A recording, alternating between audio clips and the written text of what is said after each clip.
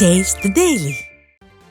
Chennai DPI வளாகம் முன்பு பணி பாதுகாப்பு கோரி மாற்றுத்திறனாளிகள் உட்பட பகுதி நேர ஆசிரியர்கள் 300க்கும் மேற்பட்டோர் 8ஆம் நாளாக ஆர்ப்பாட்டம் செய்தனர்.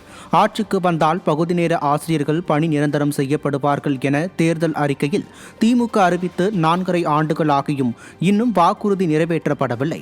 இதனை கண்டித்து கடந்த செவ்வாய்க்கிழமை தொடங்கிய இந்த ஆர்ப்பாட்டம் 8வது நாளாக நடைபெற்றது. 25 மாற்றுத்திறனாளிகளுடன் ஆர்ப்பாட்டத்தில் ஈடுபட்ட 300க்கும் மேற்பட்டவர்களை காவல்துறையினர் கைது செய்தனர். டாஸ்மாக் ஊழியர்களுக்கு ஊதிய உயர்வு அறிவித்த விடியா ஸ்டாலின் அரசு தங்களை வஞ்சிப்பதாக அவர்கள் குற்றம் சாட்டினர். திருச்சியில் கல் குவாரி குறித்து புகார் அளித்தால் லாரி ஏற்றி கொலை செய்து விடுவோம் என குவாரி உரிமையாளர்கள் மிரட்டல் விடுப்பதாக பொதுமக்கள் அச்சம் தெரிவித்துள்ளனர். எடமலைப்பட்டி புதூரில் குடியிருப்பு பகுதி அருகே உள்ள கல்குவாரி தொழிற்சாலையால் அப்பகுதி மக்கள் சுவாச பிரச்சனையால் பாதிக்கப்படுவதாக கூறப்படுகிறது. இது தொடர்பாக மாசு கட்டுப்பாட்டு வாரியத்திற்கு மனு அளித்தும் நடவடிக்கை எடுக்கப்படாத நிலையில் மாவட்ட ஆட்சியர் அலுவலகத்தில் அப்பகுதி மக்கள் புகார் அளித்தனர். இதனால் ஆத்திரமடைந்த கல்குவாரி உரிமையாளர்கள் பொதுமக்களுக்கு கொலை மிரட்டல் விடுத்துள்ளனர்.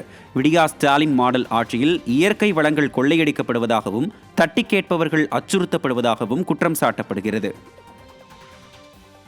சிவகங்கை மாவட்டம் திருப்புவனம் அருகே காவலர்கள் தாக்கி உயிரிழந்த அஜித்குமாரின் சகோதரர் நவீன்குமாரை தனிப்படை காவல்துறையினர் வாகனத்தில் அழைத்துச் செல்லும் சிசிடிவி காட்சி வெளியாகியுள்ளது. நவீன்குமாரை கடந்த மாதம் 28ஆம் தேதி அதிகாலை 5:38 மணிக்கு விசாரணைக்காக தனிப்படை காவல்துறையினர் அழைத்துச் சென்றது தெரியவந்துள்ளது. மேலும் நவீன்குமார் அழைத்துச் செல்லப்பட்ட வாகனத்தில் இறந்து போன அஜித்குமார், நிகிதாவின் காரை பார்க்கிங் செய்த ஆட்டோ ஓட்டுநர் அருண்குமார் ஆகியோரும் இருந்தது உறுதிப்படுத்தப்பட்டுள்ளது. காவல்துறையை முறையாக நிர்வகிக்க திராணியற்ற நிலையில் ஸ்டாலின் இருப்பதாக விமர்சனம் எழுந்துள்ளது.